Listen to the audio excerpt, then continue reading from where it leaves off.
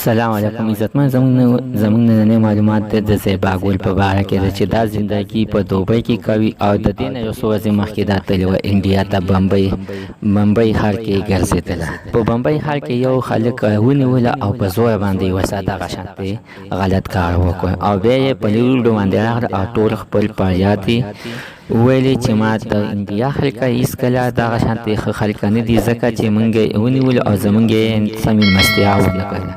عزتمن دې خلک ورسره اخره کې بیا څه کارونه وکړ. د دې هر څه نه مخکې زه ته دا یادګینه وم تاسو چې زموږ په دې چینل کې نه وئ حتما دسه زموږ همدا چینل دسه سبسکرایب کړئ خوا کې ورسره د ټلۍ نشان هر یوه نوې راتلونکې ویډیو تاسو ته په اسانۍ باندې درورسي. عزتمنو زیباګول په ټیک ټاک باندې ډېره مشهوره ده. د حریم شاه پسې دویم نمبر ده.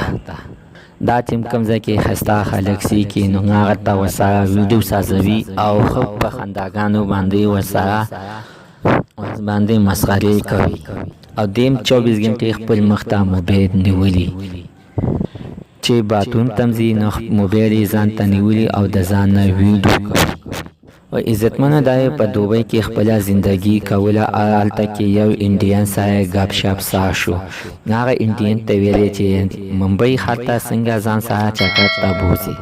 نو هغه انډین ډېرې خوشحالۍ نه ورسره تیار شول او په یوه هفته کې دې زیباګول ځان ته ویزټ ولګول.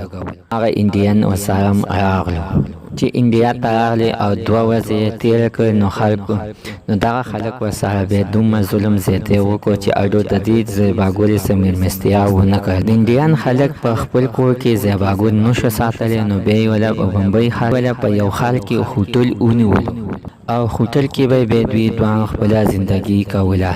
خو اخر چې دا زیباګول د نیمې شپې اوده شوه نو دا انډیان ورباندې واغلې او د دې زیباګول د پاسه اوده شو. نو زیباګل سمدستي چغې کړې او ویلې چې دا ته ما سره څه کوې.